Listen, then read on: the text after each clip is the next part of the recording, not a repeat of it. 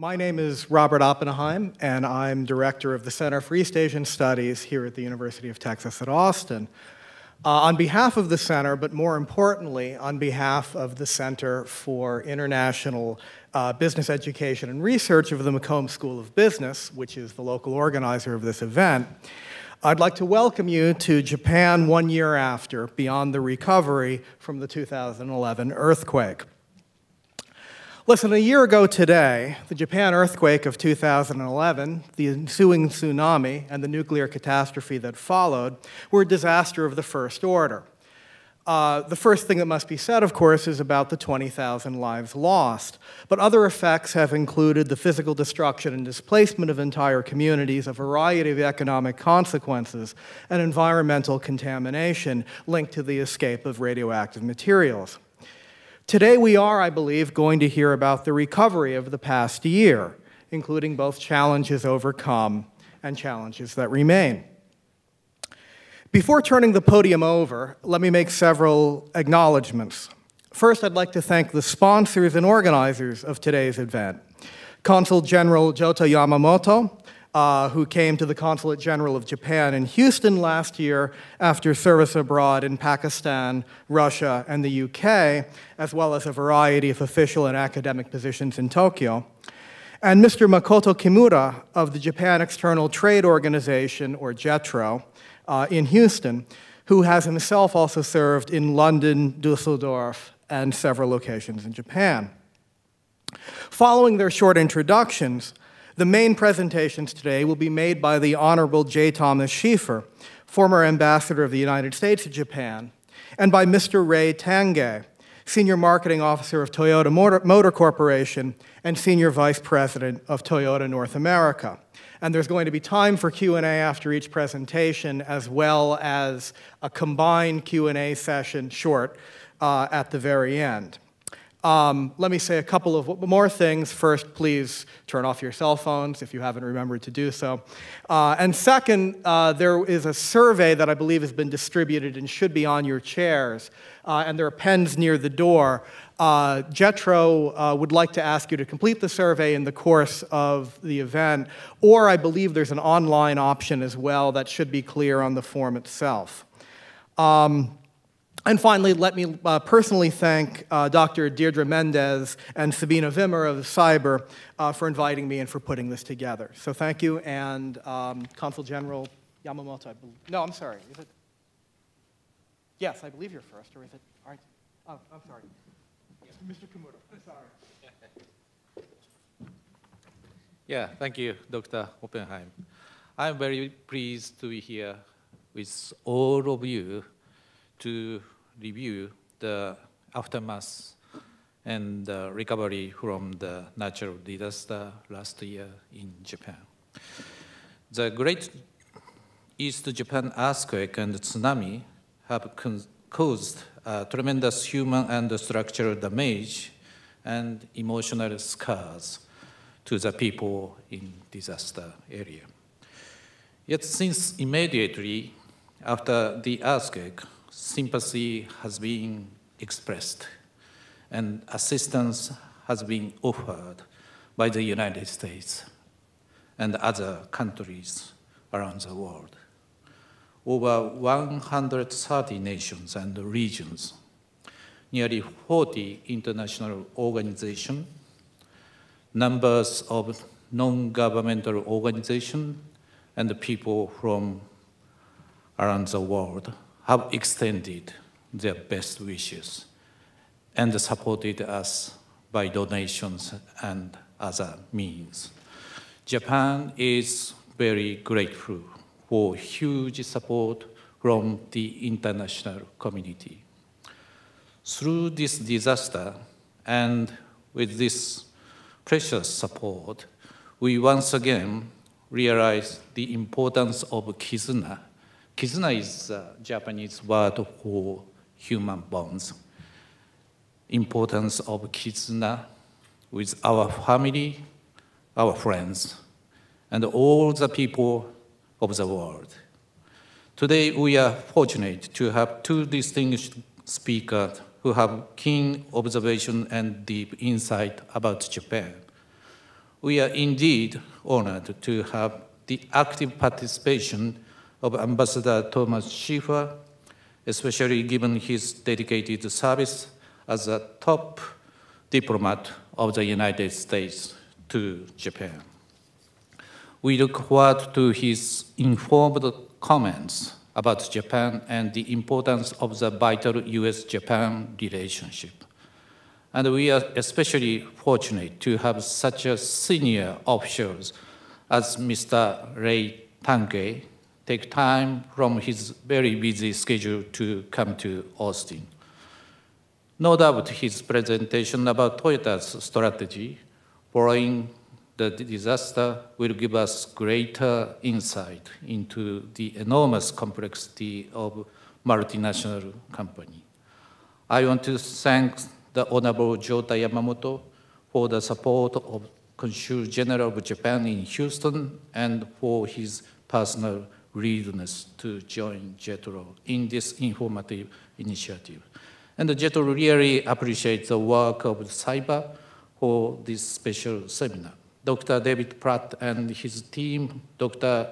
Deidre Mendes and Sabine Wimmer, are to be congratulated for their all-out efforts to organize this event.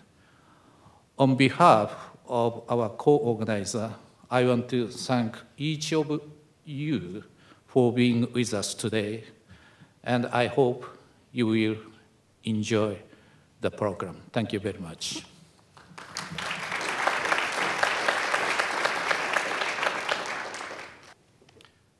Now, Consul General Yamamoto.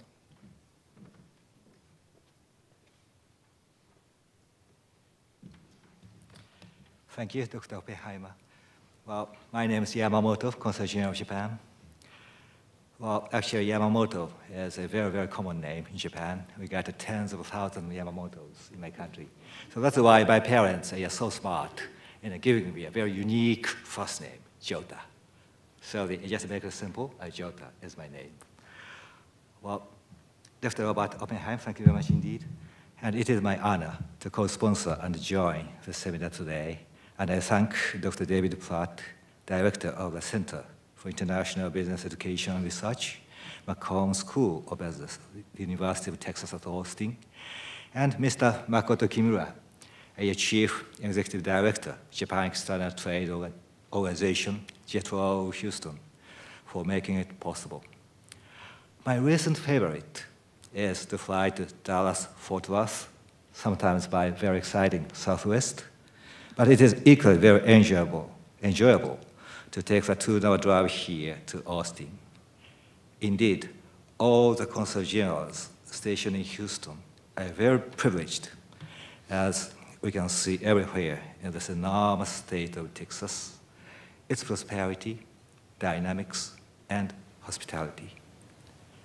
I am sure that as many as 300 Japanese companies are also given attractive business opportunities here in Texas with its rapid increase of population, abundant resources, and an availability of advanced technologies.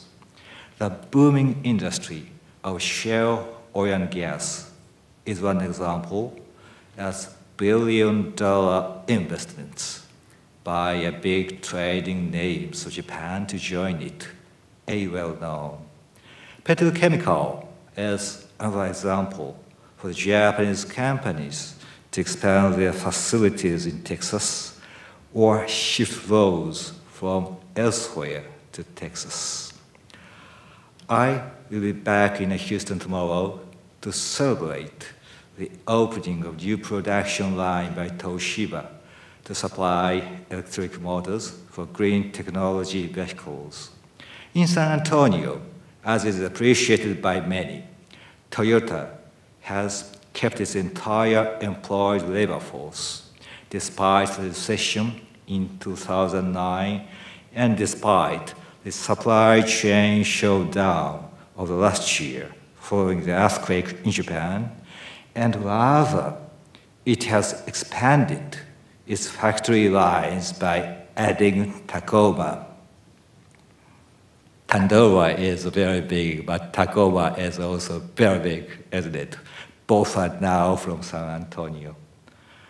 The city is no exception.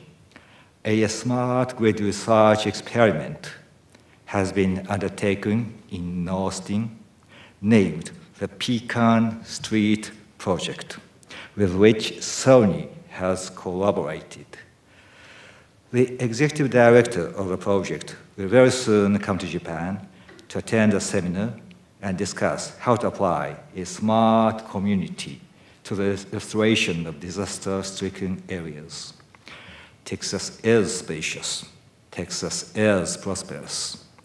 While I love travels by air or by car, I will not be surprised to see the need to broaden options of travel and transportation between the prosperous economic areas in Texas.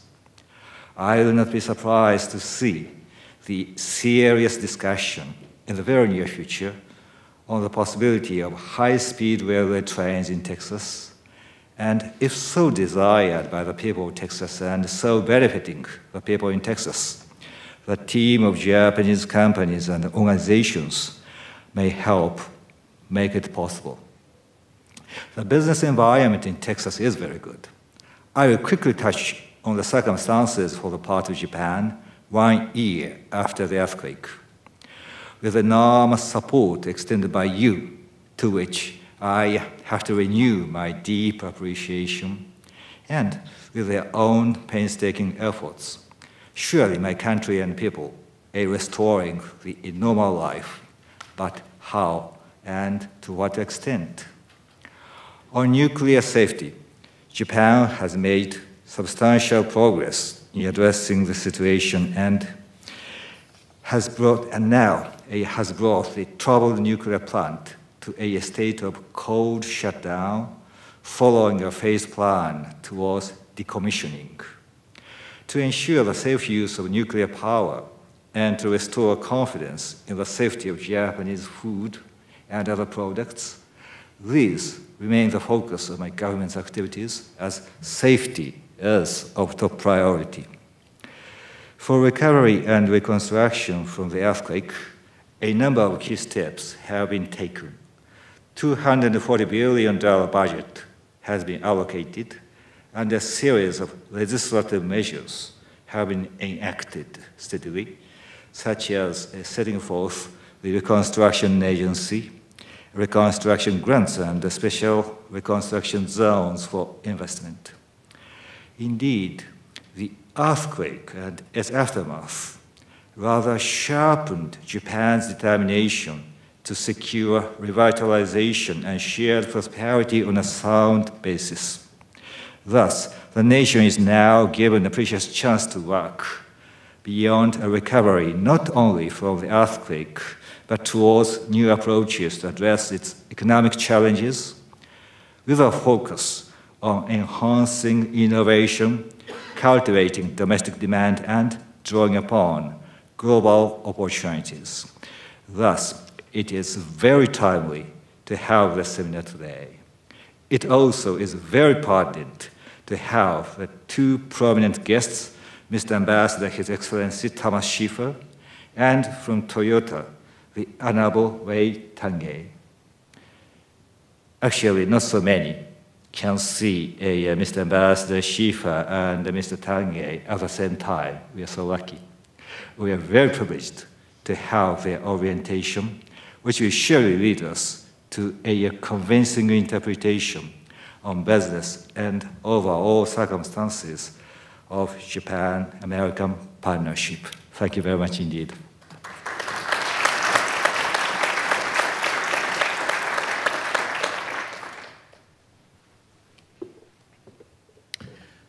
Next, we'll hear from Ambassador Schieffer, who served in Japan in 2005 to 2009.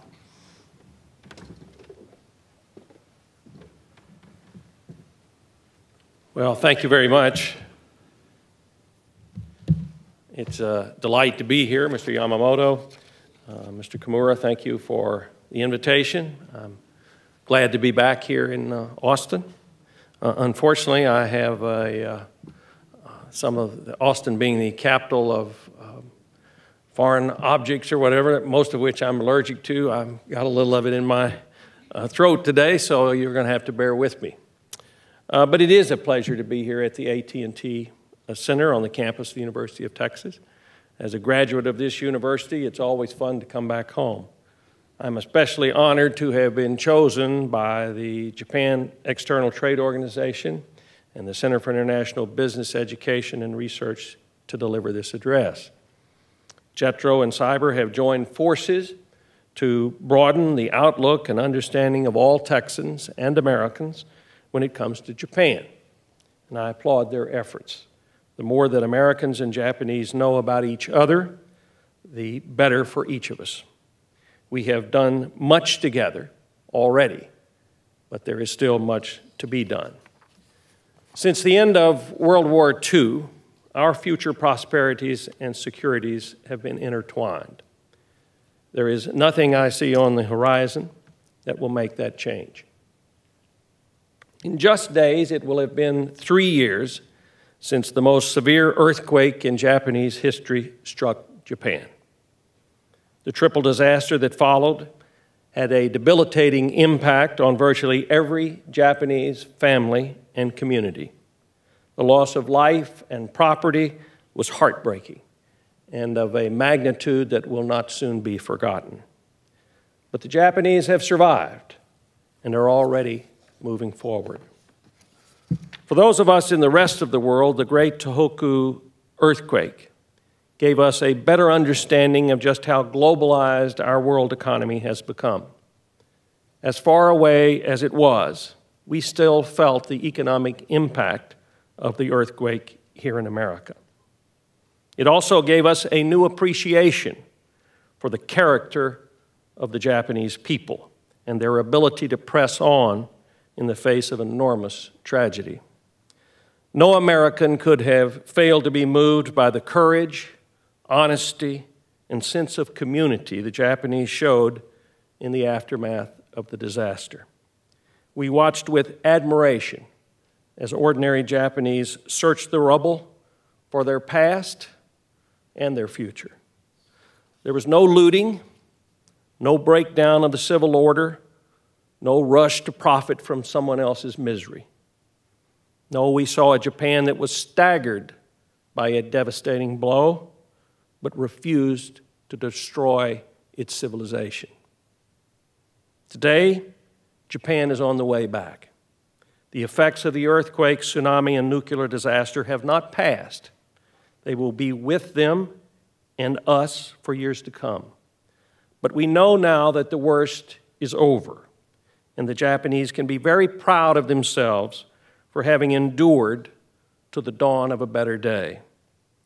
They gave us all a splendid example of how to react when the inevitable disasters of our natural world fall upon us.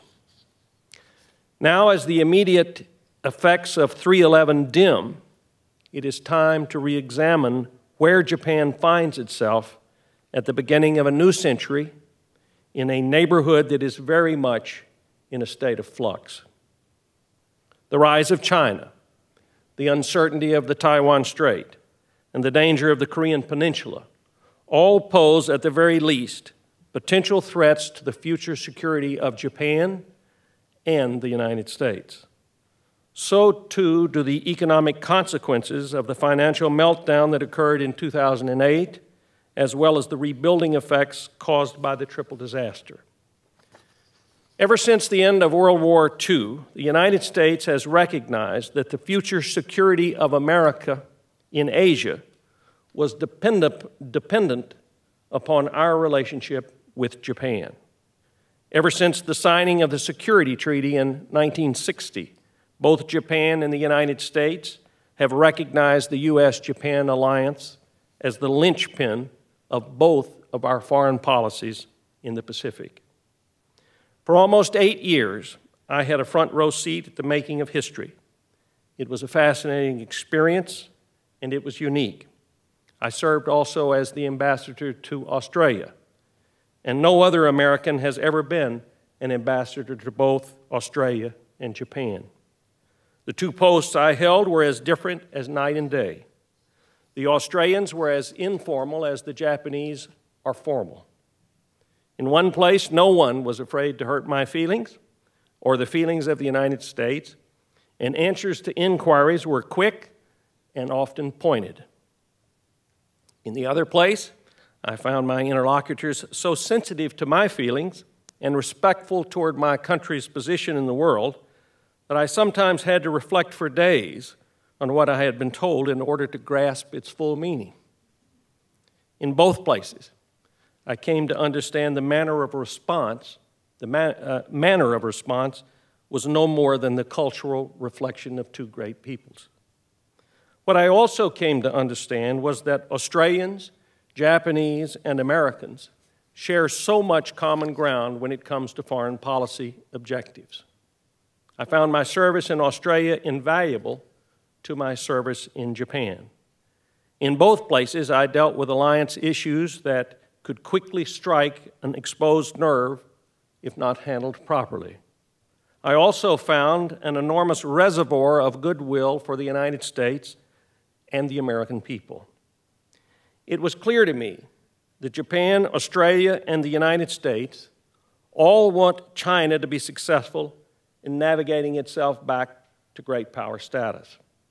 All three of us believe that democracy and free markets are essential building blocks to the construction of a peaceful world. And though the United States and Australia were victorious over Japan in World War II, each of our three countries understands the tragedy and despair that war brings to those who suffer it. My diplomatic journey became as somewhat of a surprise to me.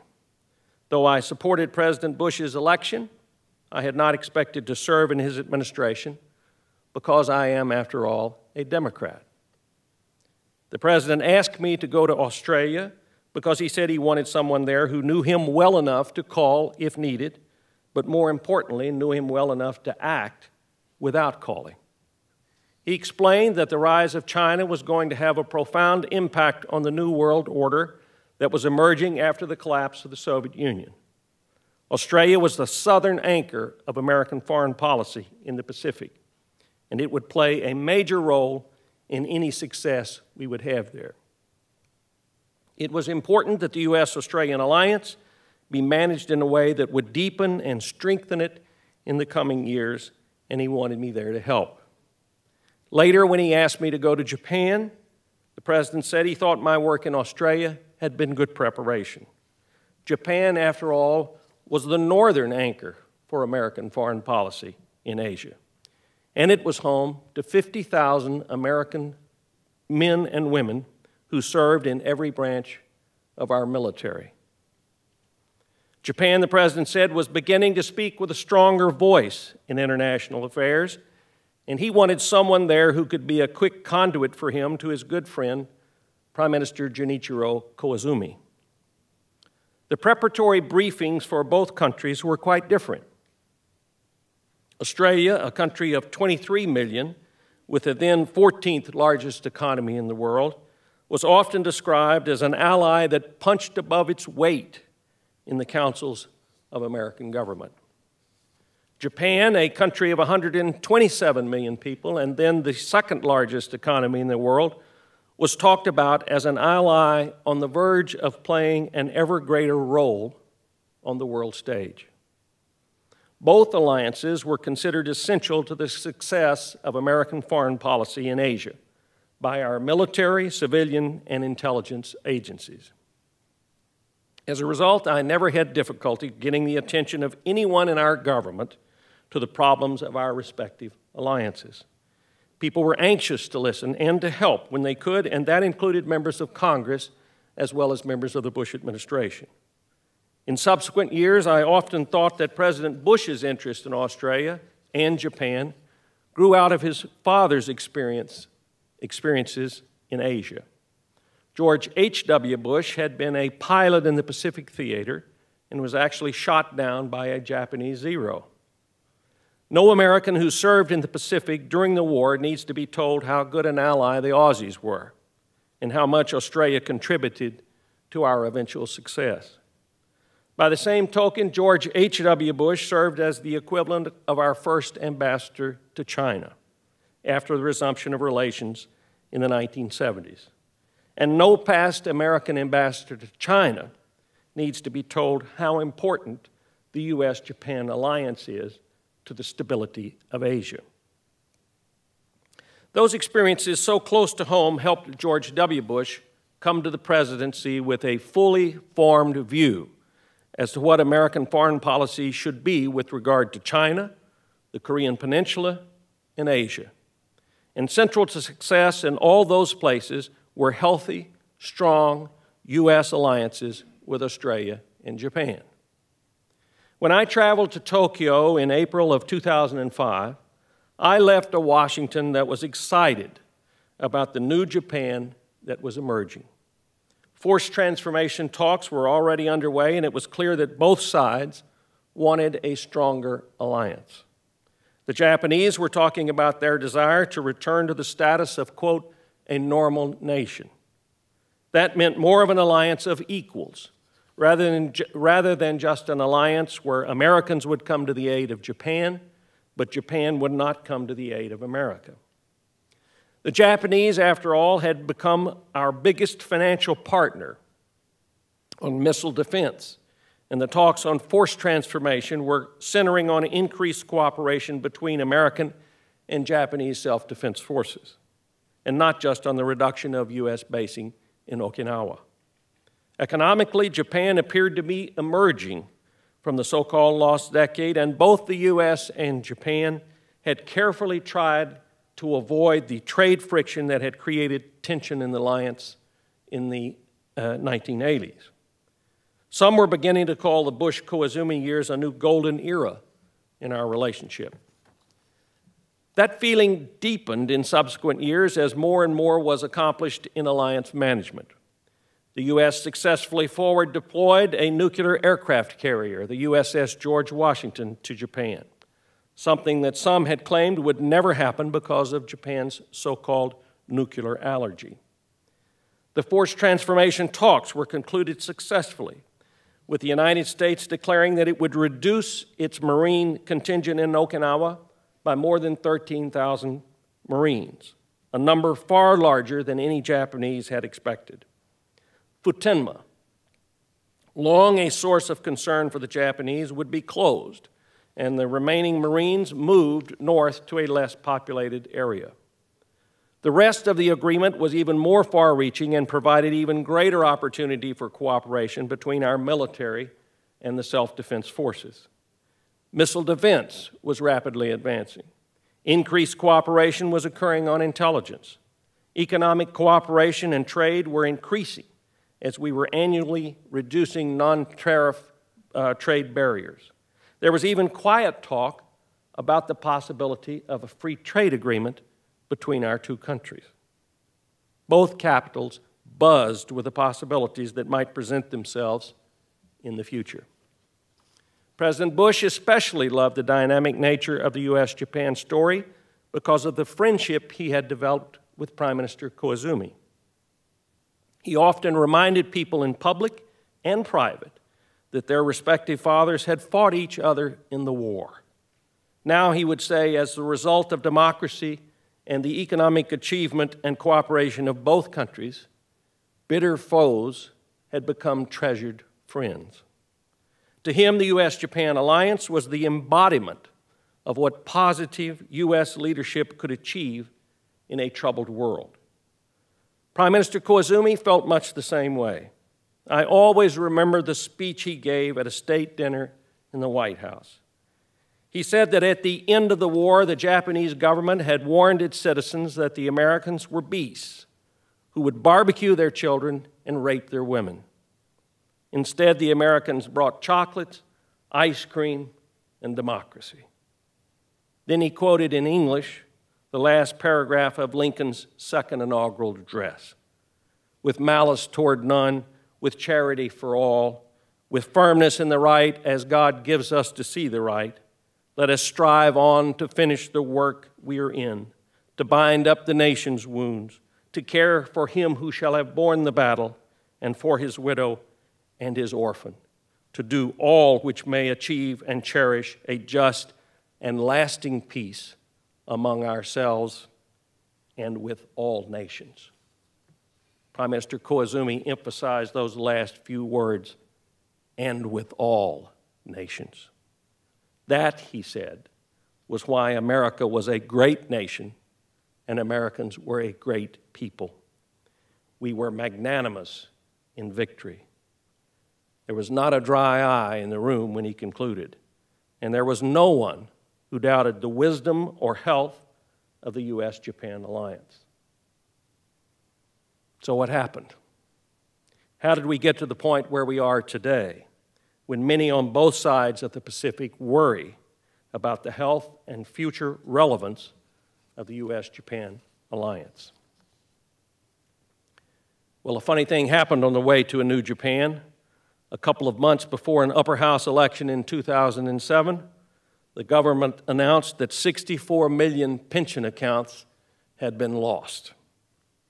Imagine if the president announced tonight, right before an election, that 64 million Social Security accounts had been lost. Well, the political fallout in Japan from that governmental ineptitude still reverberates throughout Japan today. It was compounded by the effects of the triple disaster. Shinzo Abe was prime minister when the accounts were lost. When the predictable downturn in public approval came, Abe reshuffled his cabinet in hopes of pushing a restart button with voters. When that didn't prevent a blowout defeat in the upper house election, he reshuffled his cabinet again and then resigned a few days later. If you go back to June of 2007, a period of a little more than 4.5 years from today, Japan has had 6 prime ministers, 9 foreign ministers, and 8 ministers of defense. That has made everything harder for alliance management. When Japanese prime ministers and cabinet members are coming and going from their offices, it makes it almost impossible for them to forge any kind of meaningful relationship with their American counterparts. Couple that with 2 completely different management styles, and you have a recipe for disaster. Americans are a notoriously impatient people. We see a problem, and we want to fix it.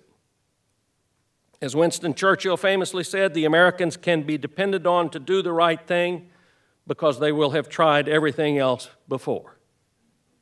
The Japanese, who have a great reservoir of patience, can be perplexed by the anxiety Americans show while waiting for Japan to reach consensus.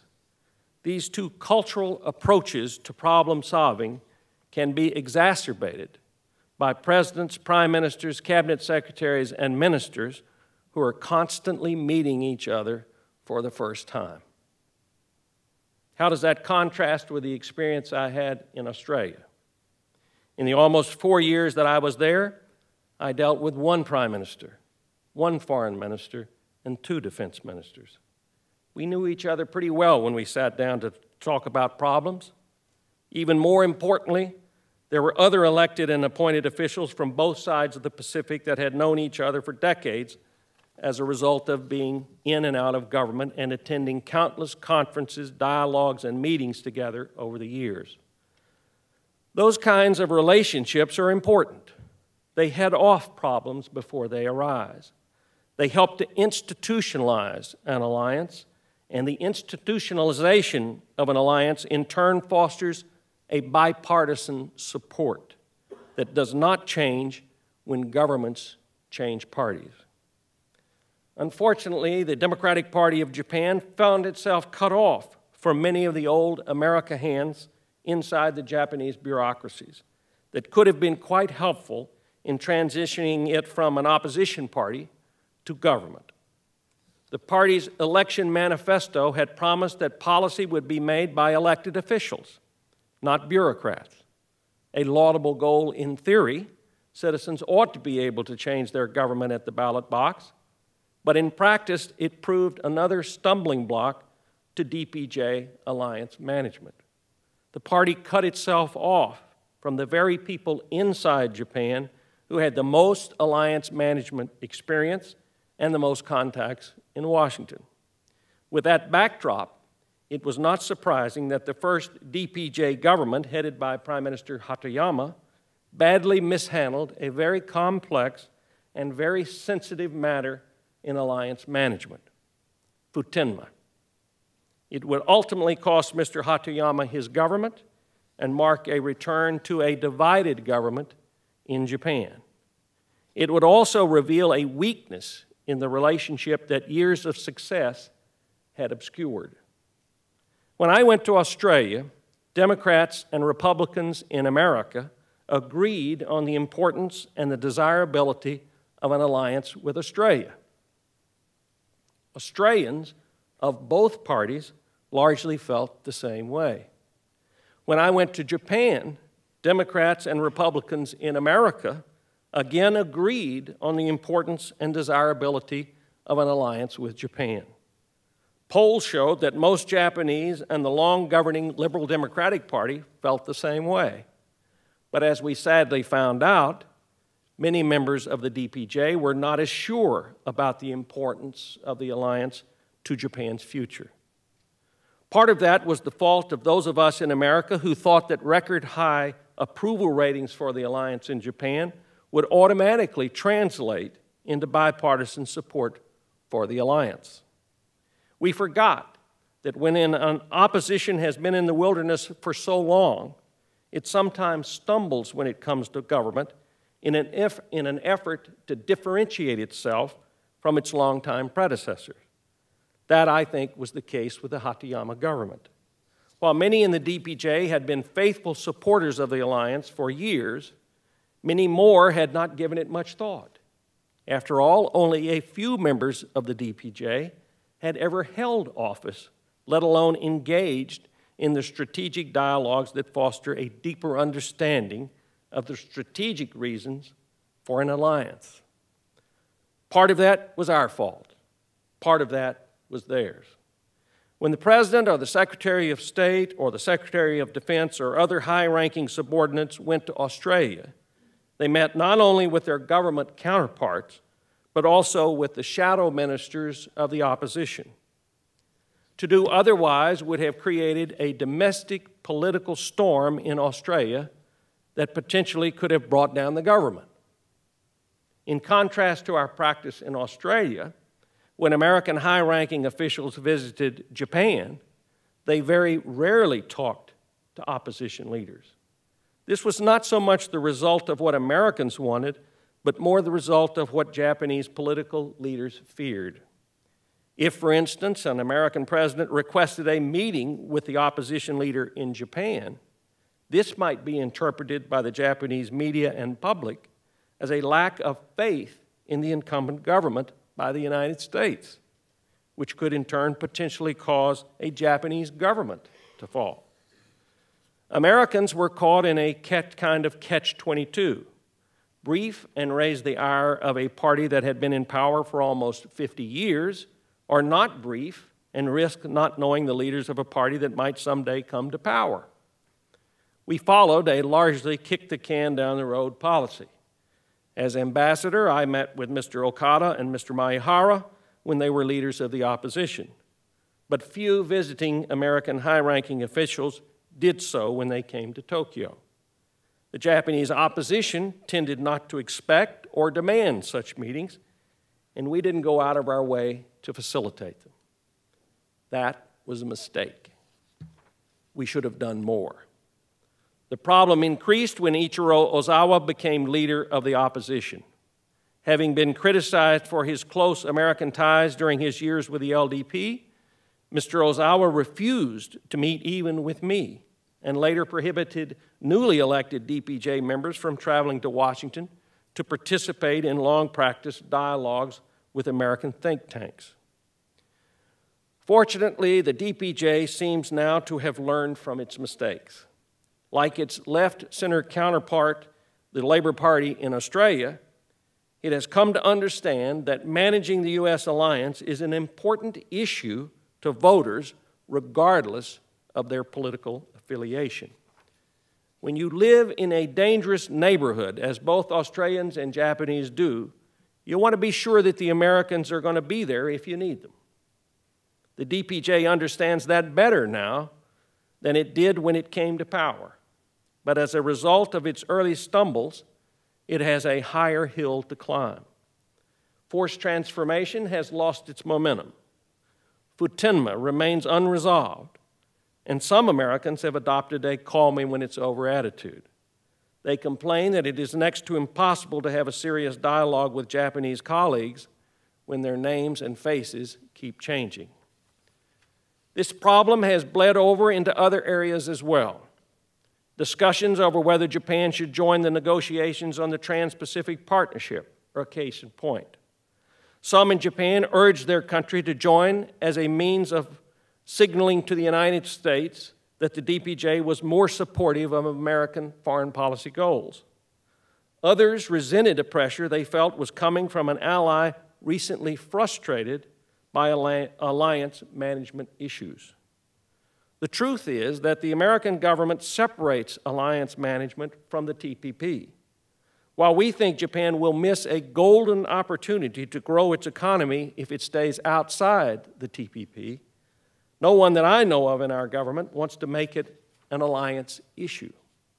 In fact, Americans have assiduously avoided mixing economic and alliance issues in the past because we do not want one to do injury to the other. And that is a policy that has wisely been followed, in my judgment, by Democratic and Republican administrations. Having said that, it is impossible to ignore the fact that both of our countries have substantially increased our public debt in recent years. Past spending practices and relief for the consequences of the earthquake have pushed Japanese debt to over 220% of GDP. Greek debt today is somewhere around 160% of GDP. Clearly, the Japanese are traveling a fiscal path that cannot be sustained. America, as has been well documented, needs to tighten its own spending belt as well. Neither of us is going to have a lot of extra change in the immediate future. And neither of us will be shy in asking the other to help in reducing our individual financial burdens. This could lead to real and serious problems in maintaining the strength and deterrence quality of our alliance. These are big issues that need bipartisan support on both sides of the Pacific. Their handling in a deft and knowledgeable way is an absolute must if we are to maintain an alliance that has guaranteed the peace of Japan since the end of the war and the stability of Northeast Asia for more than 50 years. We have a lot of work to do. We cannot believe on either side of the Pacific that a strong and healthy alliance is inevitable. Our recent stumbles should be a reminder to us that we cannot take each other for granted. We cannot boot away our own vital interest because we fail to manage the respective domestic politics of our alliance. The United States and Japan both face enormous financial burdens now and in the future. But this is no time to face the future alone. This is no time to think of China without a U.S.-Japan alliance. This is no time to think of the Taiwan Strait without a U.S.-Japan alliance. This is no time to think of the Korean Peninsula without a U.S.-Japan alliance. This is no time to give up all that we have achieved in Asia because recent events have made our path more challenging. At the end of World War II, Japan lay devastated by war. 66% of all Japanese cities had been destroyed by American bombing. Millions had died in the war. Millions more were starving or near starvation. American debt was over 100% of GDP. Neither of us faced a safe or secure future, but we saw in each other an opportunity for mutual and long-term friendship.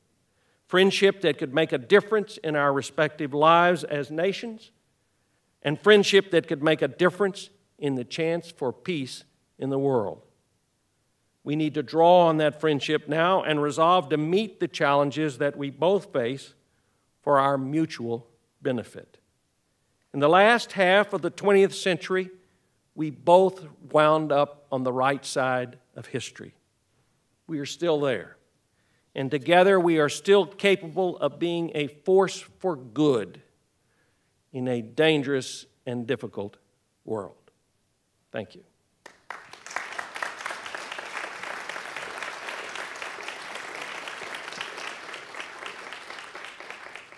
Now, I'd be glad to answer any questions you might have. And I'm told that they have microphones that need to be passed around so that you can get it on the video, right?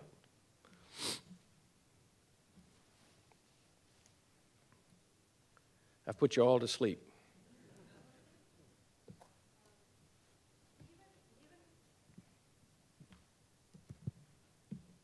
Given your experiences in Asia, I would like to hear what the current U.S. foreign policy is in Asia. And since we hear so much about China in particular, I would like to hear about our foreign policy with the other countries. In particular, what? The other countries, foreign policy. The other countries. U.S. foreign policy. I think U.S. foreign policy has been conducted quite well by both the Bush and Obama administrations. I think it has been remarkably similar. And it's because I think we've reached a bipartisan consensus as what we want to do in Asia. I don't think anybody wants to confront China. I think everybody is desirous of integrating China into the international order in such a way that they become a part of that order.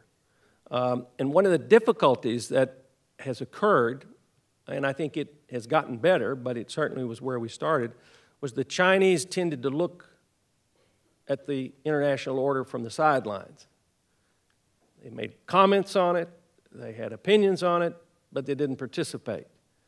I think now you are seeing China participating more, and I think that's a good thing. I think both the United States and Japan and Australia look upon China as a great growth market. And all three countries are heavily involved in economic matters in China. All three also recognize that there are difficulties in China that you don't face in the other three countries. The rule of law, the protection of intellectual property, the ability to get your money back out. These are all things that are much more difficult to do in China than in the United States.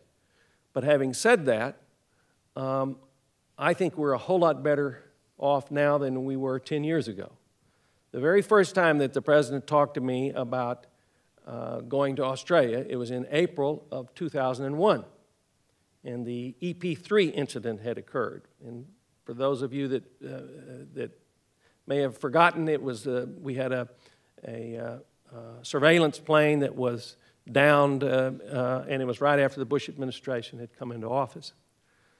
The President tried to get a hold of Hu Jintao at that point, Jiang Zemin at that point in time, and could not reach him for 3 days.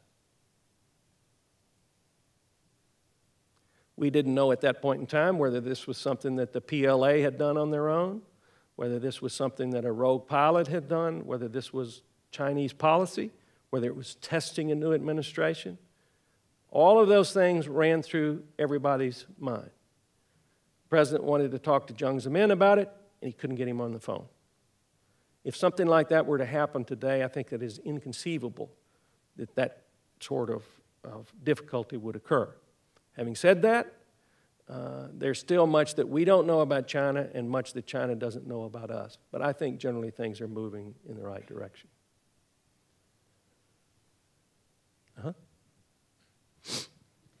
Elections are coming up in almost all the countries you've talked about, United States, South Korea, Japan, and China. Would you comment on what those elections might portend for the policies in that region? Well, I think I think what you've seen in most of Asia, and while I agree that Mr. Xi is going to be elected, I think, as a result of something, It's not an election like we have in Japan or Australia or the United States. And I think until it is an election, something like other people have, it will rob the Chinese regime of a legitimacy that democracies have. There is a difference when you have to go to electorates and ask for their approval. And in most of Asia now, you have to do that. We've come a long way in that regard. I think Indonesia, democracy has taken real root in Indonesia. This will be, I guess, the second, third, or fourth election that is a real election that occurs there. That, in 2001, was still pretty much of a novelty. South Korea is going to have an election. It's going to be a real election. Policy is at the heart of the election. The idea that somehow a group of South Korean officers would get together and say, we're going to nullify that or prevent that from happening, I think that is farther and farther in the rearview mirror. That's a really good thing. In the United States, we're going to have an election. I think that's a good thing, but the United States finds itself, as do most of the developed democracies around the world, in gridlock. And I wish this election were going to resolve that. I'm afraid it won't. We got to do better than we're doing here. And this is, I'm just speaking as an American. This is not working. And it's not good for Democrats, and it's not good for Republicans. We have got to somehow come back to try to figure out what's good for the country, because we have some very difficult decisions to make, and that may be why it's so gridlocked right now, is because there's no political consensus on what ought to be done. But I think the more that you can have democracies, the more that you can have elections, the safer the world becomes. And hopefully we'll continue to move in that direction.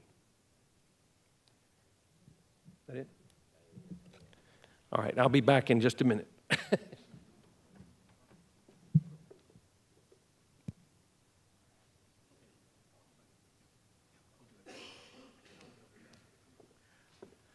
Okay, yes. Ambassador Schieffer will be back for the combined session.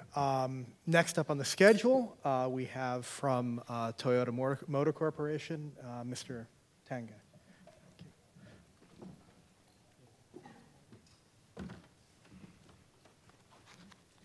I'm going to start by drinking. Thank you. Good afternoon.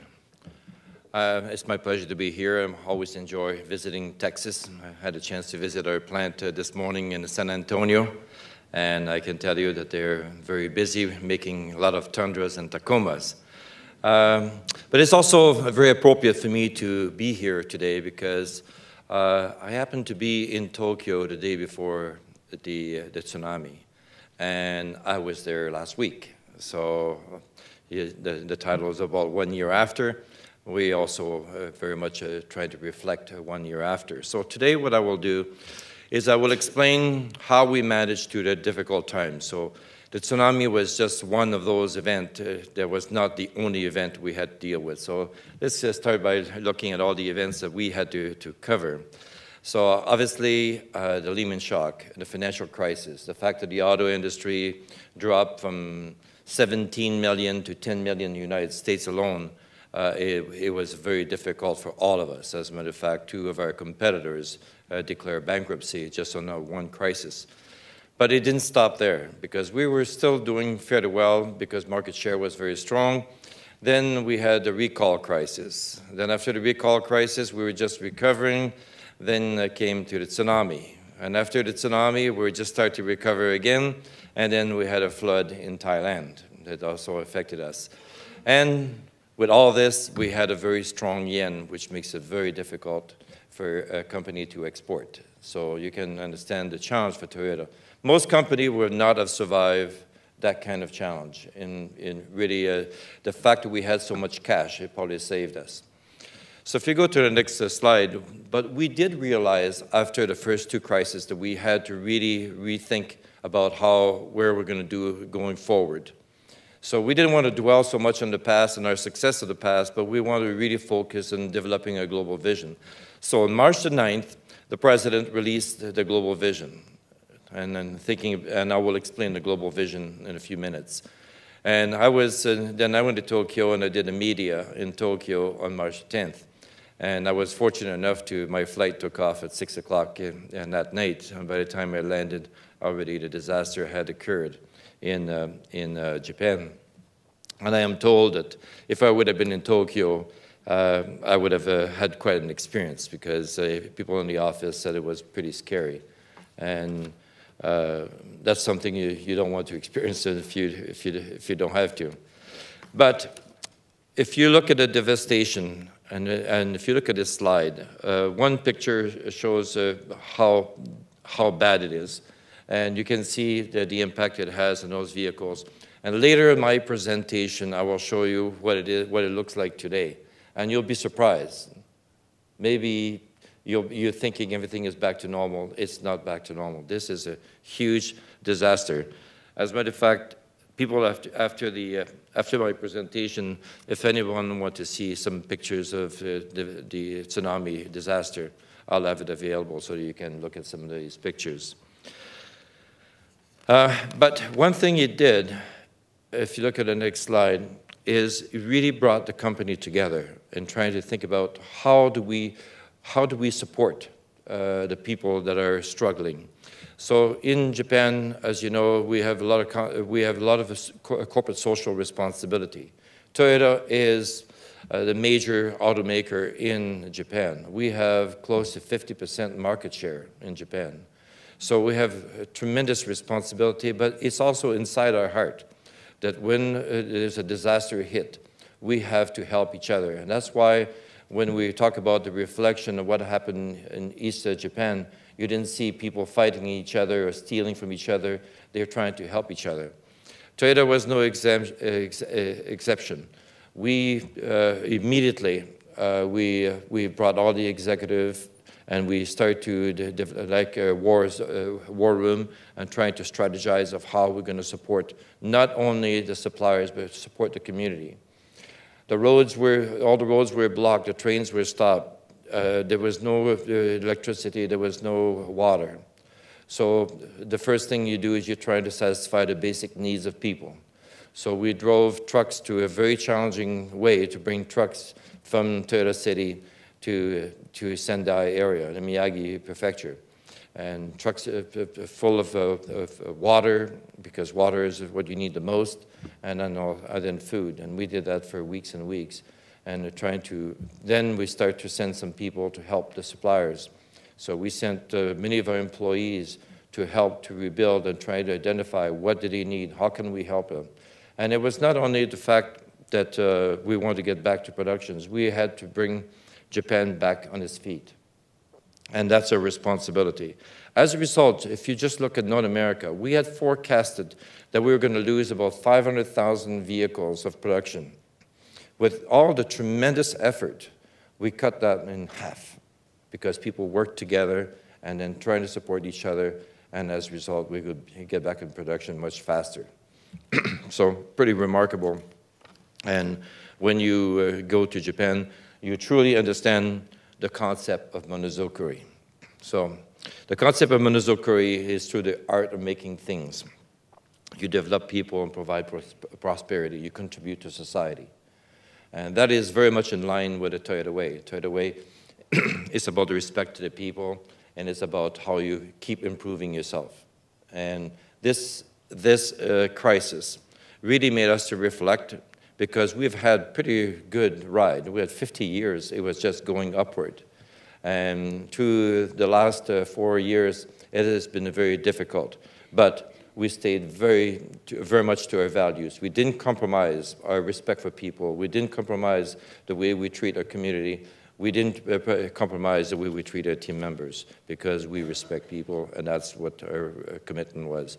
That's why we had 5,000 people here in North America in the factories that we paid without work because our commitment is for long-term employment. And we know they have mortgages, they have to survive. Here are some of these activities. While some of our competitors in a tough time created layoff, we invested in our people. We invested in trying to give them some training. If you see the wall over there, a wall of Kaizen, that's just one shop. That's people that go problem solving and find better ways of doing things. And that's when you say you invest. You invest them in problem solving. You give them new skills so that when you come back, you're better equipped to take some bigger challenge because now you've got deeper ability to solve problems. We did all kinds of community activities to help those in needs, including here in Texas and San Antonio. We did it all over the world to try to provide some of our team members to support those in need. And obviously, the executive also played a major role to try to make sure that we supported the team members in their employment and try to be flexible so that we could bring things as normal as possible. Here in Texas, we actually have grown in that period of time because we've moved the Tacoma into the San Antonio plant. So I was there this morning, and the San Antonio plant has been working maximum overtime ever since November. And so the demand for the Tundra and Tacoma is very positive. As you know, in San Antonio, we also have 20 suppliers on site. So there's about 5,000 people, 3,000 people or so in the plant and 2,000 working around the plant with the suppliers. So we have a big responsibility to support the suppliers. Even in that time, we had to help our suppliers, making sure they were okay, they could survive through the downturn, because that is what we mean by long-term relationship. So everything we do in Toyota is about long-term relationship. Long-term relationship, obviously, with our team members. Long-term relationship with our customers. Long-term relationship with our suppliers. And that's how we build a strong organization. That's how we could deal with this a very difficult time. But to trying to maintain the morale of our team members and feeling positive and being optimistic, that's what was our job as a company. But also we have to think about what we've learned, because you can't just wipe the past and say, well, okay, well, let's turn a new page.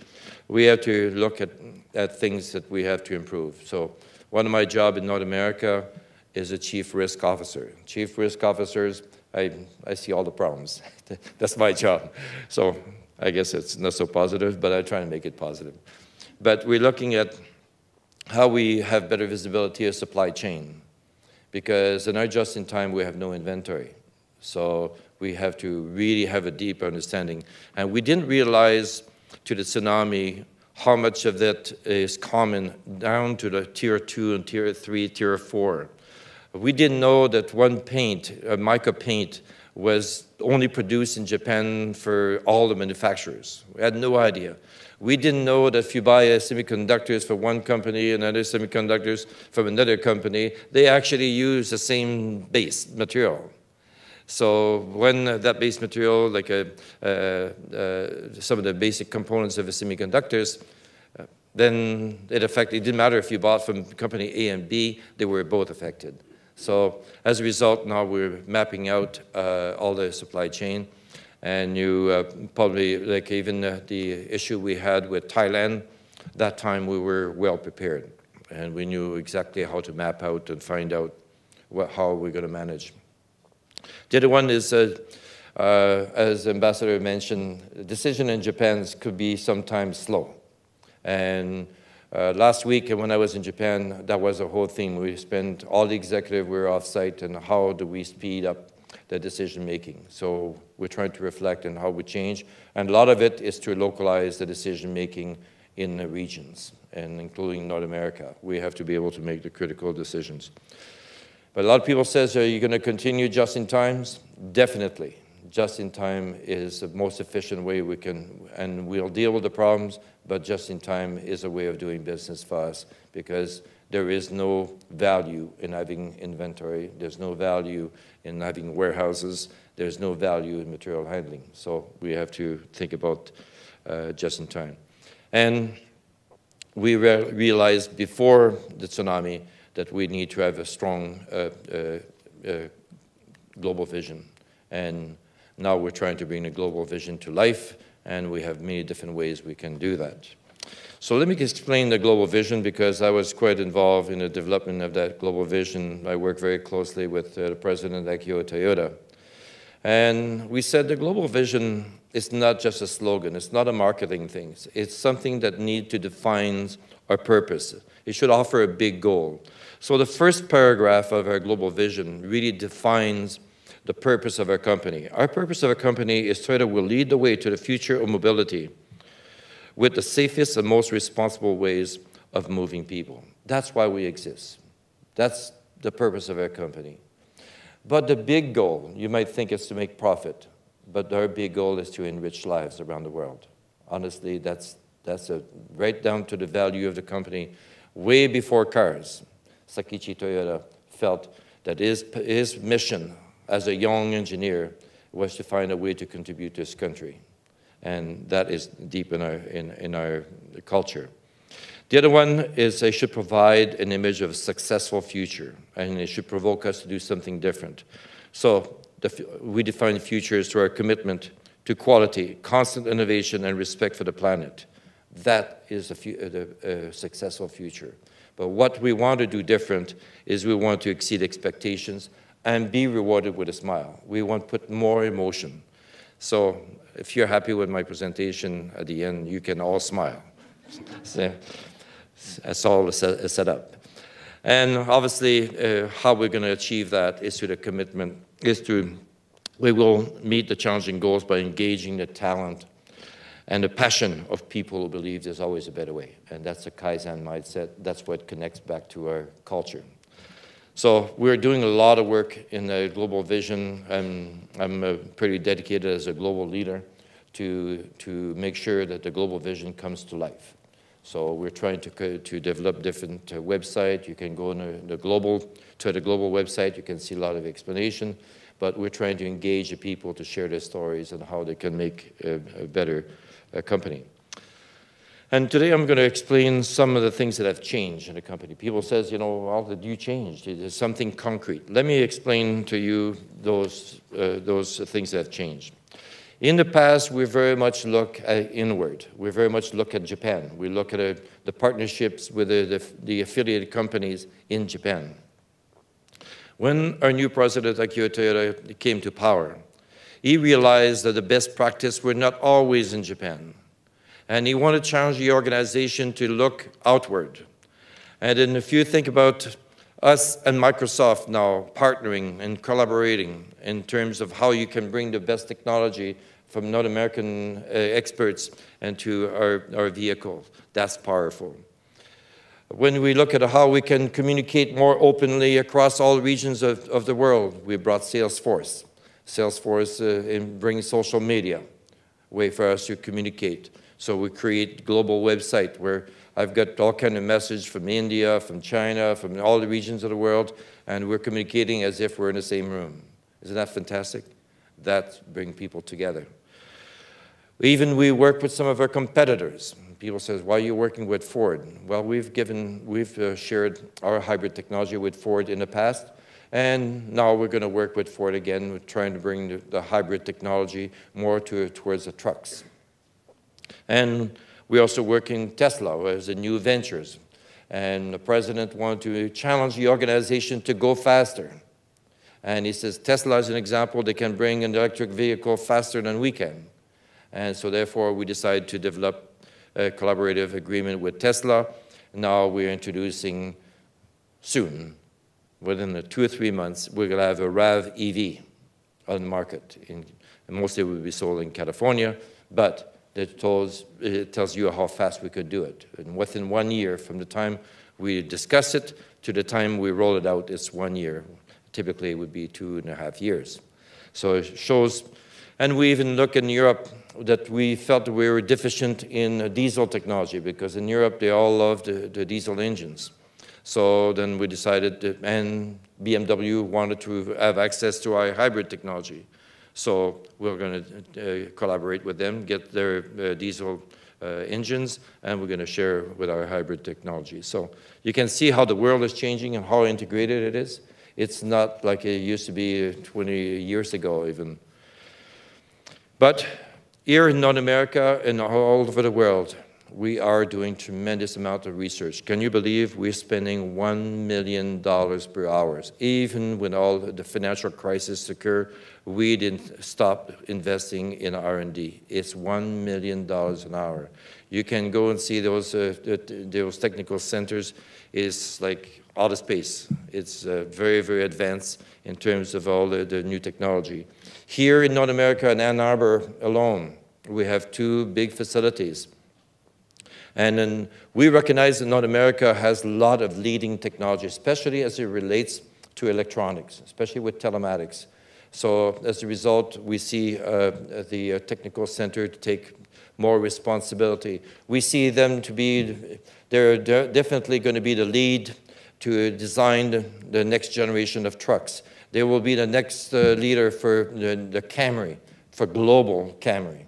So North America is getting a lot more responsibility to try to make sure that we can live to our global vision. Our global vision says we will lead the way to the future of mobility with the safest and most responsible ways of moving people. That center is doing just that, working with us.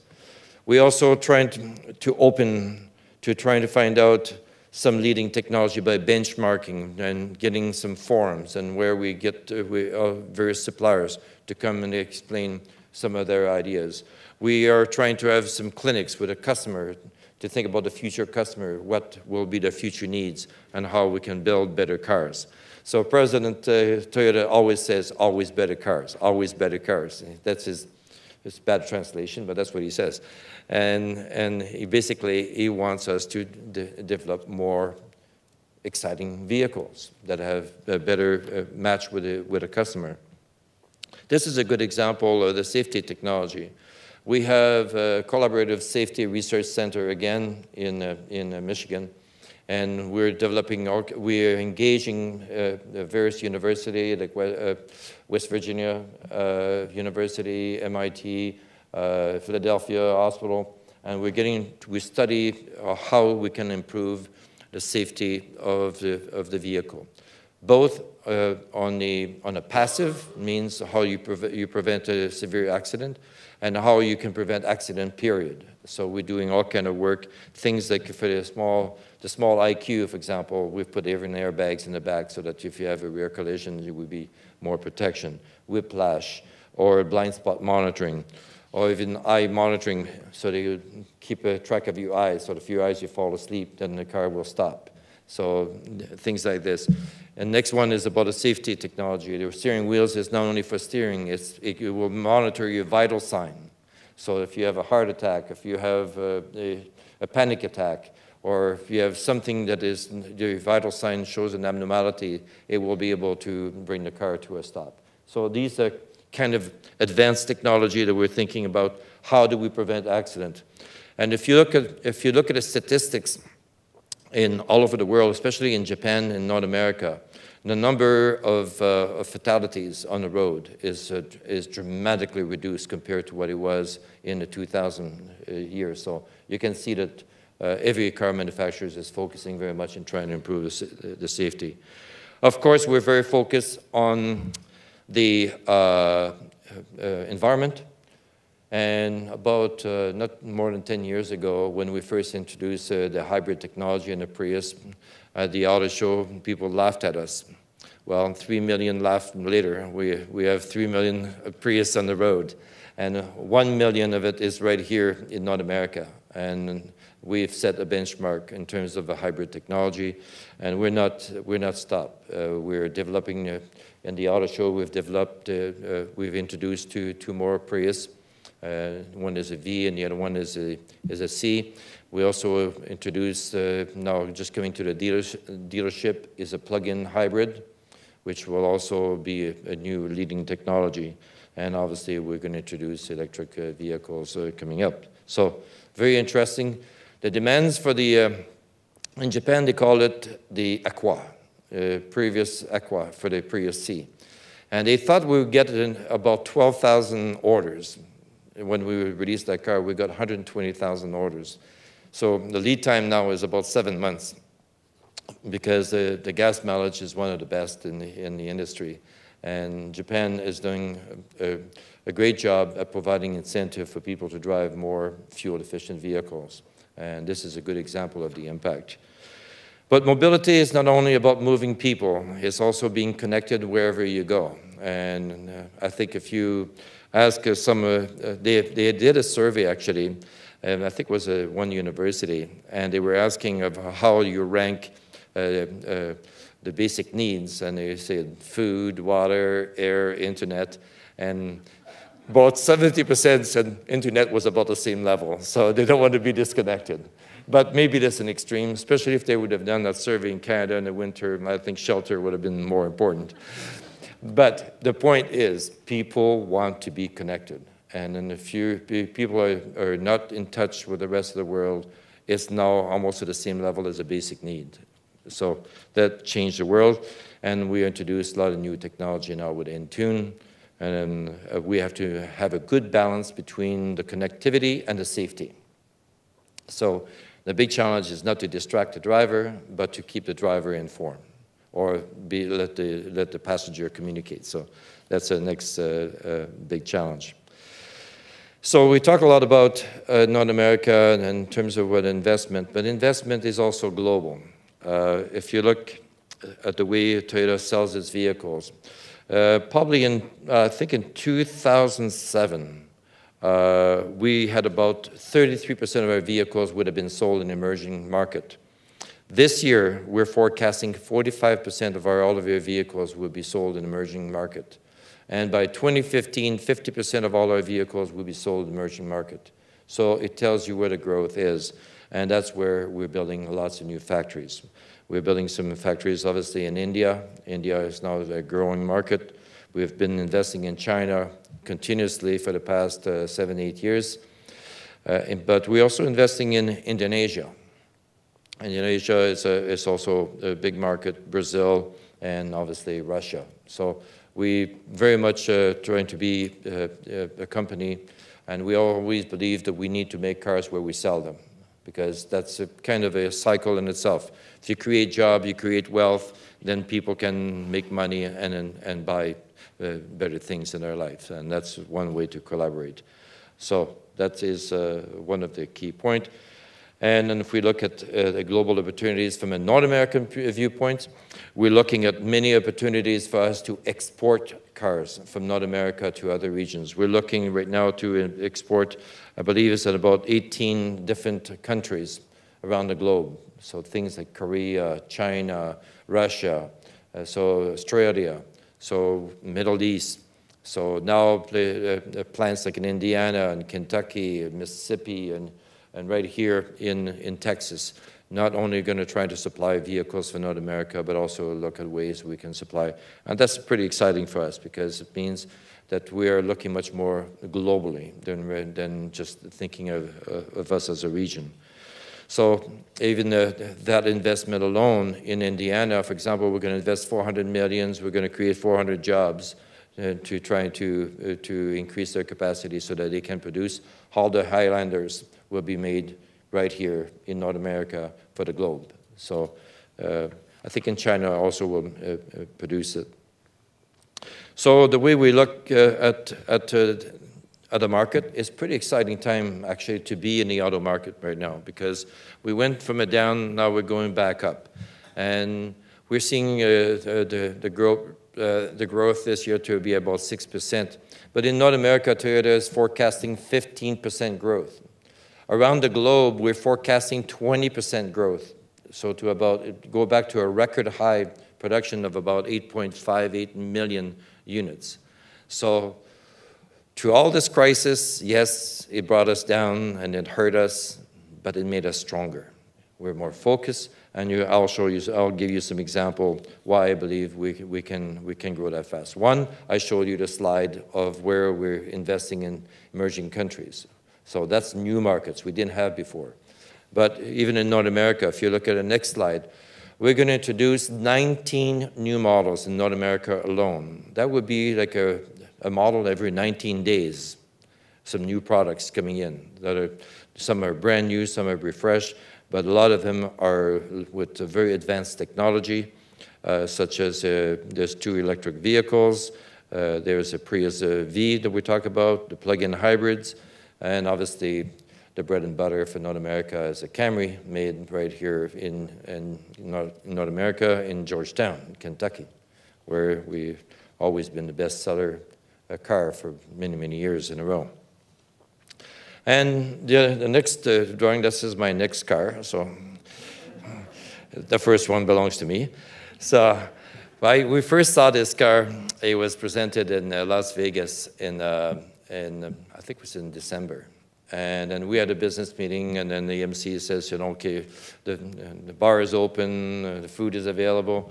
And then everybody was stunned and just look at this car and stay there for about 10 minutes. It says, we want this car. So I also want this car. So this is an example. You ask, is a company changing? Yes, we're trying to bring more passion. We're trying to bring more excitement. We're trying to show that we're creative. And guess where that vehicle has been created? Right here in North America. This is a car that was designed, the concept was designed in California. And it's all our engineers that put this vehicle together. And to me, that is a definition of the future, because that's how we're going to redefine the Lexus. So finally, people says, well, all these negative things we heard about Toyota, how bad is Toyota today? Well, I think J.D. Power is giving us a pretty good rating. As a matter of fact, last week, the dependability study came out. And guess what? Basically, they evaluate cars after 3 years. Number 1 brand, Lexus. Number 2, I think it's Porsche, right? And number 3, Toyota. And we'll give a chance for Porsche to be in between because nobody drives them anyway. They should keep them in the garage. But anyway, that tells you. And the same thing with the plants. We had the 3 top plants. The 2 best plants was the one in Kyushu, Toyota in Kyushu, Toyota in Canada, and then the Honda plant in Indiana. We're the top 3 plants in the world. So it tells you that we're still very committed to the quality. Best sale value, again, our brand has the best, we call it residual value. So if you lease a vehicle, when you sell it after 3 years or 4 years, it retained its value. And that shows the value of the company.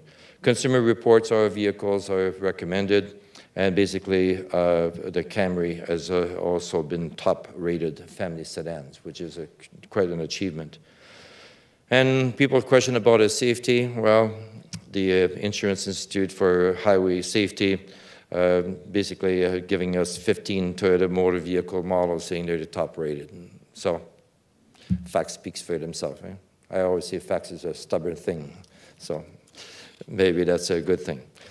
And in terms of the investment in North America, of course, we've invested $23.4 billion. We've employed 36,000 people. We have 14 plants and 12 different models.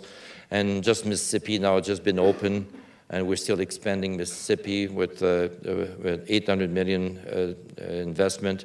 And we've hired 2,000 people, and they're going to make 150,000 Corollas. And that has a ripple effect, right? Because the supply chain, according to University of Michigan, they say that for every job we create internally, we create 7 jobs externally. So it's a big multiplier effect in that area. And finally, I'll give you an update of Eastern Japan. I went to the Miyagi Prefecture in Japan last week, and this was a water tower.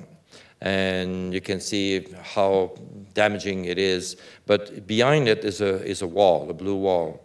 Behind it is all the debris. They're trying to recycle and trying to sort between the metals and the wood And it's incredible. In terms of the roads itself, it was amazing.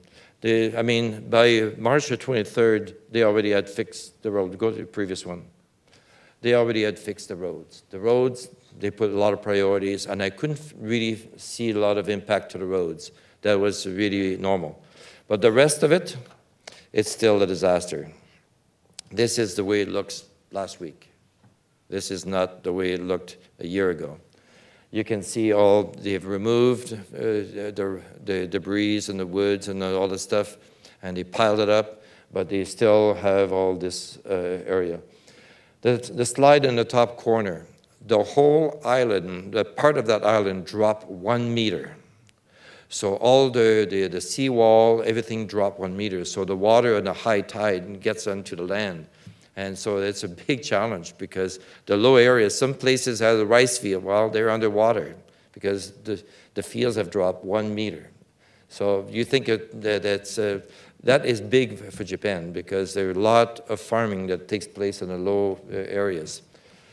If you look at the amount of cars that are piled up, and there's yards and yards of cars, because who's going to pay for it? That's the debate right now with the insurance. And same thing with the waste in that top corner. Who's going to accept the waste? Because people will say, well, what's in that waste? Is there contamination? Is there radioactivities? So everybody is very reluctant to just open their doors. So as a result, it slowed down the recovery. But everything is cleaned in terms of most of the buildings, but it's still a big, big job. So finally, last Friday, I was in Japan, and I was in a management meeting, and then the executive, this is all managing officers, and they had a communication initiative in connections with Tohoku, which is the areas in East Japan, and that's what it said. To me, that defines the concept of monosokuri. Even when people says, well, why don't we leave that area because it's too dangerous, there might be another earthquake. Toyota says we will generate employments and otherwise contribute to economic vitalities of Tohoku through cultivating human resources and through fostering a robust supply chain there as a channel for increasing the local content of our Tohoku-produced vehicles. Our efforts will gain momentum with the July 1st integration of Tohoku manufacturing operation in Toyota Motor East Japan. So we're creating a separate group of company just to focus in East Japan, and it will produce one of the vehicles I just talked about, the Aqua or the Prius C, which have a tremendous demand. We just opened a brand new plant just before the tsunami in that area, and that will produce some Corollas and Yaris. And we're developing F-Grid for energy. So bottom line is we're keeping investing in Japan. Toyota is important to Japan. Toyota is important in many different regions, but we have to stay to our value and support the society. That is my presentation. Do I get a smile? Thank you. Now I'll entertain a couple of questions. Any microphone? Yep. Thank you for choosing me to go first. You're a brave one. one. Keval Verma with BCA International, a local company. Sir, I'm curious, when do you decide on the amount to spend for R&D? Do you decide on basis of the sales, or you have some other criteria? Yeah, so as we look at the amount, I guess this amount is about $8 billion or so we invest per year. And that amount has been not as a percentage of sales. This is what we believe we need to define the future of the company.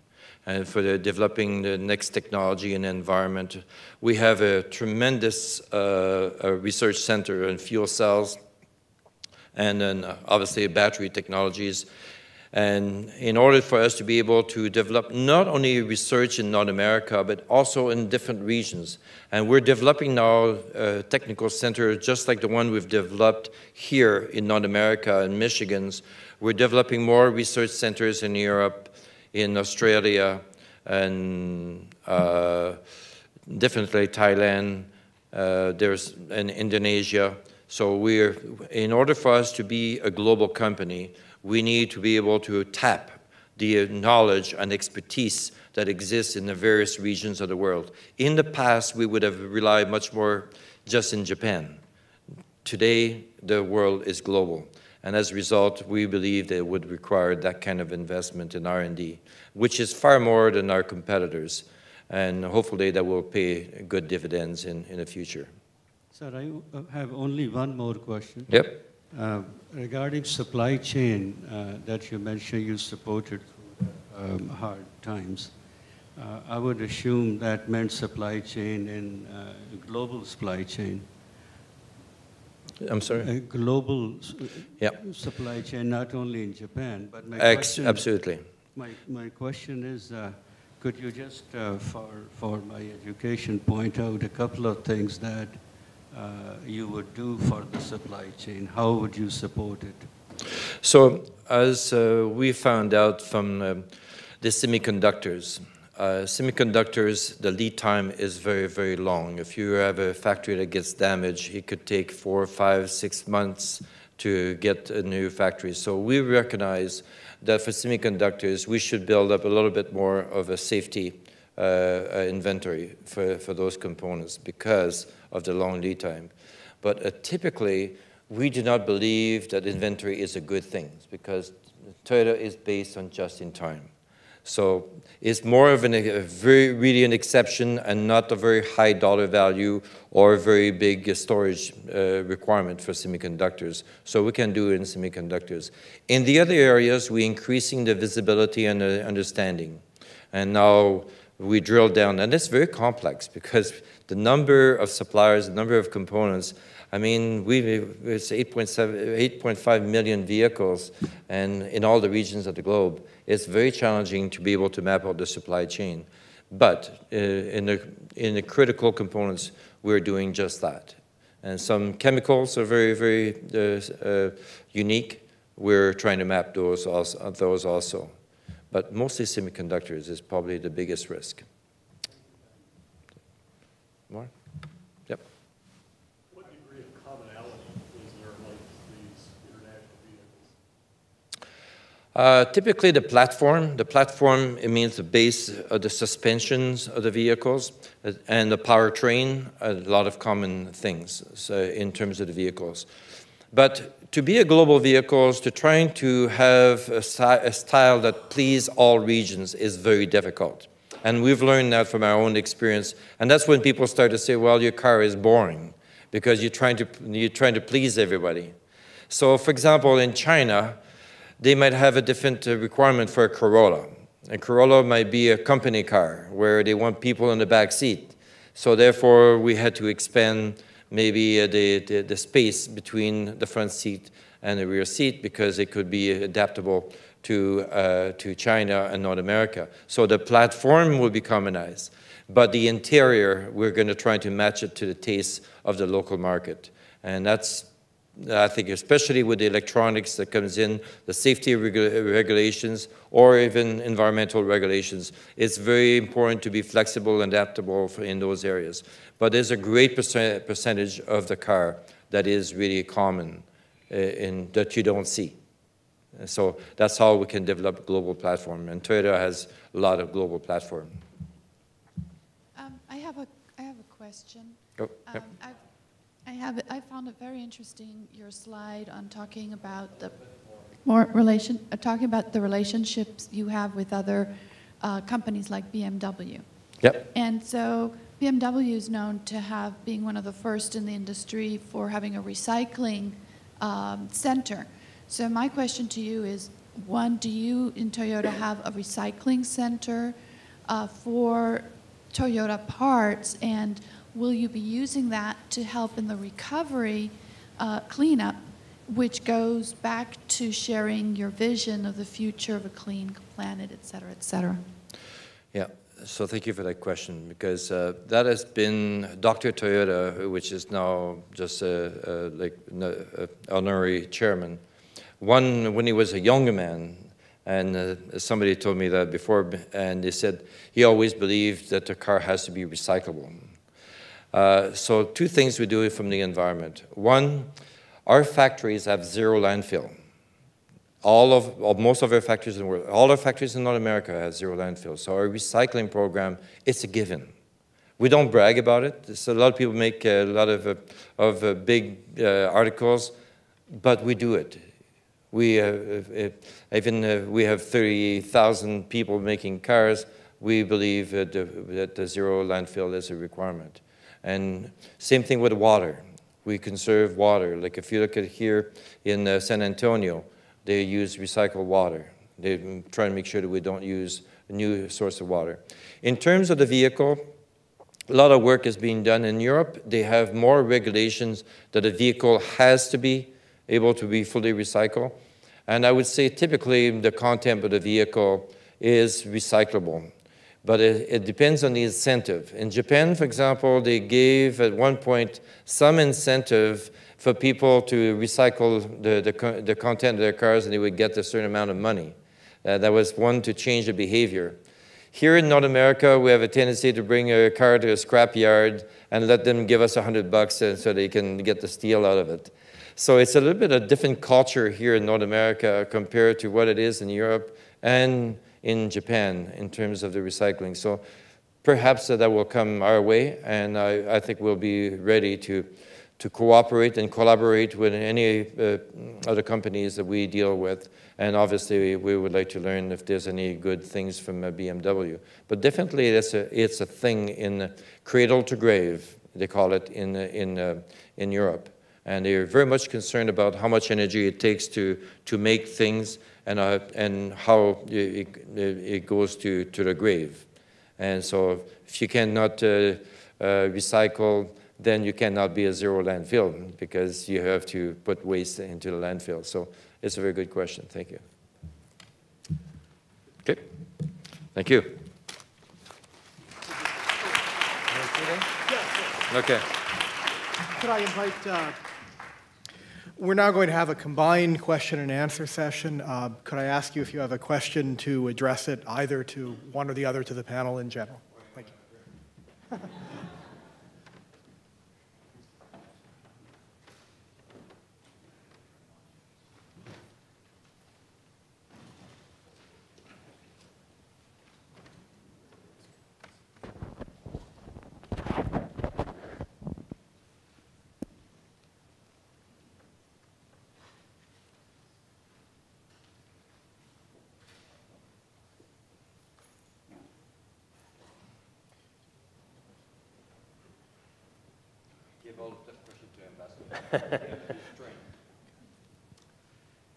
Anyone?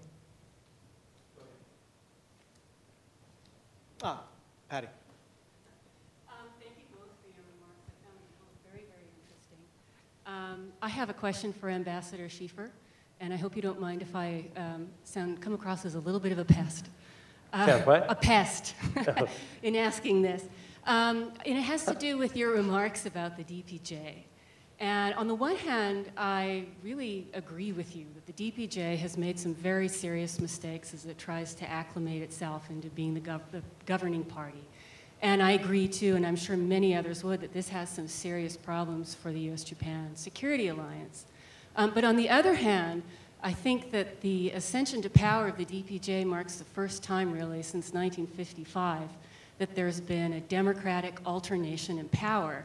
And this is likely to persist. And even if the DPJ leaves power this year, it's going to be back.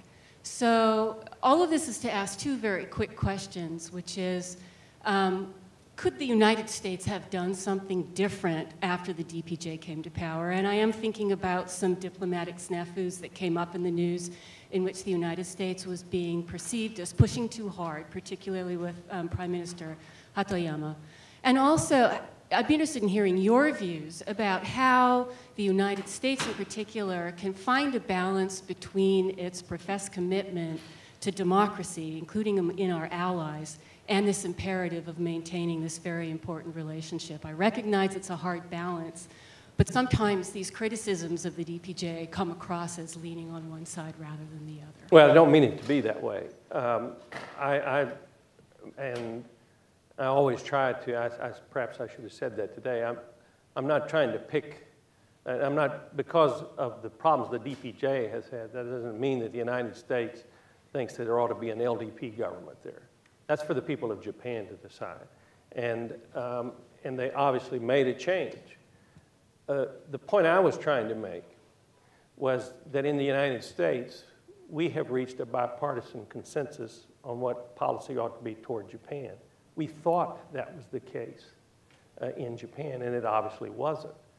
But I think what has happened is that because of the experience of the Hatoyama government, in my judgment, the Hatoyama government failed and fell because of a mismanagement of the alliance, which the Japanese public perceived as a place you just can't go because of their own security. I think that they realize that now. And when I was the ambassador in Australia, I had a very good friend of mine who was the opposition, in the opposition, and he said, you should understand something about Australian politics. About 15% of Australians don't like Americans and don't like the alliance, in the best of times. In the worst of times, that number will go up to about 30%, but it will never go beyond that. Unfortunately, that 15 to 30% is almost all in the Labor Party. So there will be a time when the Labor Party, its heart will be anti-American, but its head will tell it, don't go there. Because that 70 to 85% of Australians that like Americans and support the alliance very strongly will not allow the Labor Party to come to government if they're perceived as being anti-alliance. As a result of that, you've had a change in government in Australia in which the Labor Party took over. And the first thing they did, and I was then the ambassador to Australia, but both the foreign minister and the prime minister who were in Japan to see officials asked to see me too, to carry the message back to reassure Washington that all of the things that we had accomplished in the Howard government before, that they wanted to continue, particularly in matters of intelligence and whatnot. Who Japan chooses to be their government is Japan's business. It's not our business. Our business is to deal with whatever government the people of Japan choose. But it is my judgment that the overwhelming majority of Japanese believe that it is in Japan's best interest to be in alliance with the United States. And I think you are seeing the two parties come to a bipartisan consensus on that issue. But it has caused problems. And I think you're absolutely right. I think there's a possibility that you're going to continue seeing governments change back and forth. But it's something that we have to be aware of, and we ought not to give up on. We ought not to say, well, because there's a new foreign minister this month, I'm not going to see him or her. We need to get into the rhythm of talking to more people, and I think we made a mistake in not doing that before. I don't think it was a partisan mistake. I think Democratic and Republican administrations did the same thing. The LDP had been in power for 50 years. Japan was essentially a one-party government. The DPJ has only been in existence for about 12 years. And there was an opposition, but it wasn't the DPJ in opposition. And what you had happen, because this is a much too long answer, but what you had happen with the Koizumi victory in 2005, he ran the table on the DPJ. He just obliterated the party. It was almost non-existent after that. And it was so bad that the Japanese have a proportional system as well as a direct election system. So there are single-member districts, but there's also a proportional election. In Tokyo, the LDP, there are 25 proportional seats. The LDP won all 25 of those. But it was so unexpected and so unprecedented, they only had 24 candidates for the 25 slots. So a socialist party candidate actually was seated in a seat that the LDP had won because he didn't do it. And there wasn't anybody in the LDP at that point. It's entirely true, but there weren't many in the DPJ at that point in time to deal with. And now you have this pension fund scandal, and the upper house is just blown out for the DPJ, and you have a divided government which paralyzed the Japanese. It never happened before. There'd never been a divided government. And if there's any place in the world in which having two parties in power is going to be difficult, it's going to be Japan, because it's a consensus society. But I think they're getting there. I just don't want us to give up on the Japanese because they're having difficulty right now. They're going to figure it out. But I don't want them, while they're figuring it out, for us to lose our focus and not realize how important the Japan relationship is to us. Thank you. Other questions?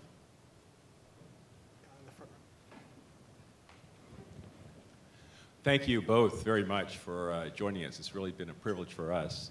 And I have a question for Mr. Tanguay. You mentioned that you're involved in risk management, and you also alluded to an operational risk, a semiconductor scenario. But to what extent are you involved with political risk, competitive risk, natural risk? And to the extent you are, could you elaborate on some of those that you would consider the most risky? So the answer is yes. So for example, we have a risk management group that is a global group that I participate in. So for example, next month, March the 23rd, I'll be back in Japan, and we're going to cover two things. One, things that have no borders, like risk, like conflict minerals, for example, would be something of great concern. Or any human rights violation down the supply chain. Never mind, we're not concerned about it with internally, but even buying where you buy components, we have to be able to understand those current conditions. Political risk also, we definitely, that is more on a global scene. So we talk about, obviously, when we deal with China, we deal the issues with Korea. We have to understand exactly what kind of risk. For example, in Korea right now, we have no major facilities, but we are very much trying to develop the supply chain in Korea. And China, doing business in China is a big risk. It's a great opportunity. And somebody says a risk is defined as uncertainty. And out of the uncertainty, there's two elements. One is an opportunity, and the other one is a threat. So be able to manage in those conditions is very important. And I think for us, when you reflect back on our growth for the past 50 years, the risk was not on the forefront. But now today, with social media and how fast the news spreads, you have to be so quick that we have to have an organization that's much more robust to identify. So here in North America, for example, I would have all the various organizations. We get into a conference call every 2 weeks, and we scan, and we are also connecting with corporate compliance, corporate social responsibilities, diversity. All these elements are important to understand how you have a good understanding where you are and what kind of risk associated with it. But the supply chain right now is something that I'm working really hard, even in North America. What kind of disaster could happen in North America that could shut us down? Because we've had enough challenges. We don't need another one. So we have to be well prepared, and we're benchmarking with some of the companies that are deemed to have really good risk management.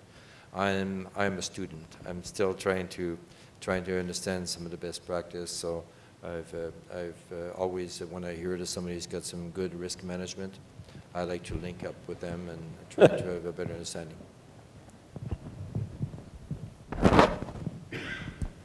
Thank you. This question is directed to whichever party feels more comfortable answering it. After the earthquake, the tsunami in Japan, did the United States Armed Forces conduct any aid or relief missions, as was seen in Indonesia and Haiti? And if so, how was it perceived by the Japanese public? I'm sorry, the sound system is such, I just can't understand what you said. After the tsunami in Japan, after the earthquake in Japan, did the United States Armed Forces conduct aid, relief? Absolutely. Missions, and how was it perceived by the Japanese public? I think it was perceived very well. It's Operation Tomodachi, which was an enormous success. And what you had was you had Marines from Okinawa that immediately deployed to the area to help in the removal and all that. You had the 7th Fleet immediately engaged in help. You had elements of the Air Force. I mean, it was a total commitment of every military service in the United States. And one of the things that I think it brought home to the Japanese was the advantage of having a large American presence there. One of the things, this is kind of maybe further down in the weeds than you might want to go, but because the Japanese have not, their self-defense forces are quite good and quite large. If you ask our American Navy who has the second best Navy in the world, they may very well say the Japanese. It's a good Navy, good Air Force, good military. But what they don't have, because they haven't had to plan to project force abroad, is they don't have what in military parlance is called lift. They don't have the ability to take large numbers of people and equipment from one place to the other in a short period of time. That's what the United States is really good at. And the United States helped in the deployment of turbines from Australia to the Sendai region to provide power almost immediately after that. And I think the Japanese people were very appreciative of that, and it took a lot of the hard edge off of the American military presence there. I think Japanese could see this is really of a benefit to us. If I answer that question from my viewpoint, I know that all the Japanese executive that I spoke to, they were so grateful with the generosity of American people for donation. And donations is two-way. It's the people themselves that make direct donations, and they recognize that. They also recognize that the government came big times to match a lot of these donations. And even their dealer network did, like some of our dealer network, like give $1 million, like one donation, and to Japan Relief. So the support from the United States was by far the greatest and the most appreciated. I heard so many speeches and comments made about how they appreciate the generosity of American people. So even our production team members, I was in the factory, for example, and when it happened, we had a red barrel, team members dropped $20,000 just walking out the doors and putting money in.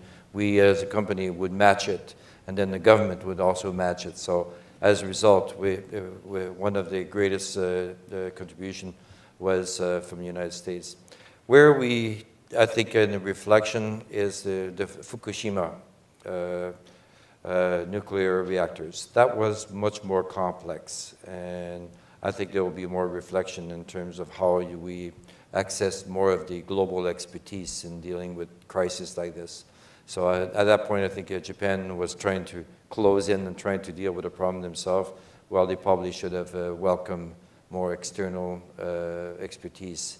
And I think that's a reflection, and I'm hoping that it will never reoccur again, because that was a tremendous disaster and very challenging in terms of recovery. I believe we're getting ready to transition to the informal part of the evening. There's going to be a reception in salons A and B, which is right down the hall. A final reminder to please complete your customer satisfaction survey. There are pens near the door. And let me thank from JETRO, Mr. Kimura, and Consul General Yamamoto, and our speakers, Ambassador Schieffer and Mr. Tanguay from Toyota. Thank you.